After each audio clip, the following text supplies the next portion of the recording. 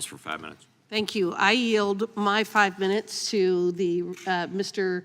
Nehls from Texas. Thank you, Ms. Hageman. Thank you for our witnesses taking the time to be here.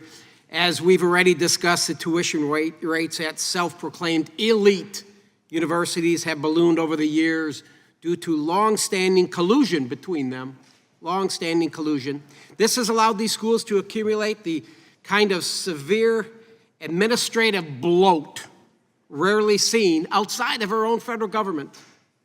As Dr. Cooper testified, Ivy League universities average 1 non-instructional staff per 2 students. How do you like that ratio? Yet the average private university gets by with 1/3 the administrative staff.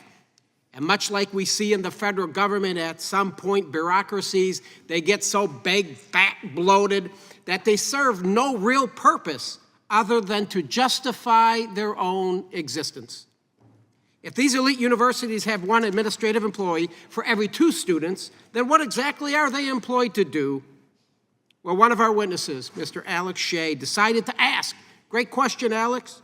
Pursuant to his work as a student journalist investigating administrative bloat at Brown, Mr. Shea emailed all 3,805 non-faculty employees of the university to inquire about what their job entailed, right? Rather than simply respond to the inquiry, Brown chose to initiate disciplinary proceedings against Mr. Shea. I was so appalled when I heard about this that I wrote a letter to Brown urging them to reverse course. I believe our fearless leader, Chairman Jordan, and the committee, they wrote a letter, and Brown reversed course, and I'm glad they did.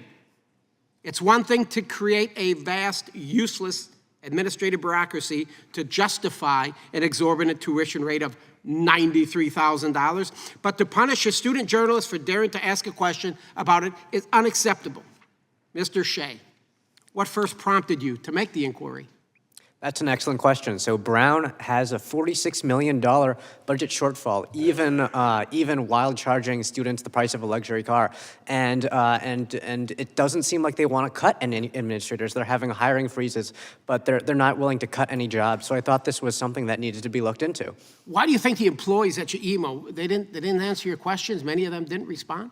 Well, some of them answered, and the ones who answered seemed to have pretty useful jobs. So I guess we can maybe infer that the ones who didn't have jobs that are not so important. The ones that didn't were too embarrassed. They were too embarrassed. They weren't going to respond to you.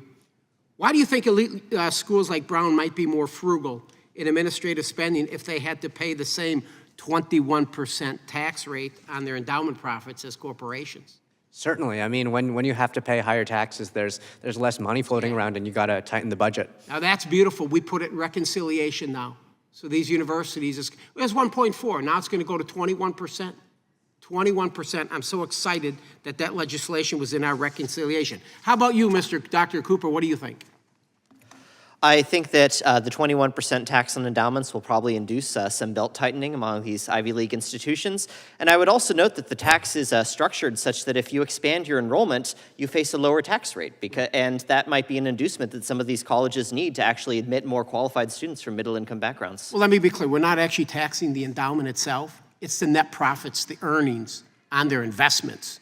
And we're expecting $7 to $10 billion annually. $7 to $10 billion. It's a big deal. Mr. Cooper, the average 4-year private university costs around $35,000 per student, while the Ivy Leagues average $126,000. To what degree is administrative bloat attributed to this?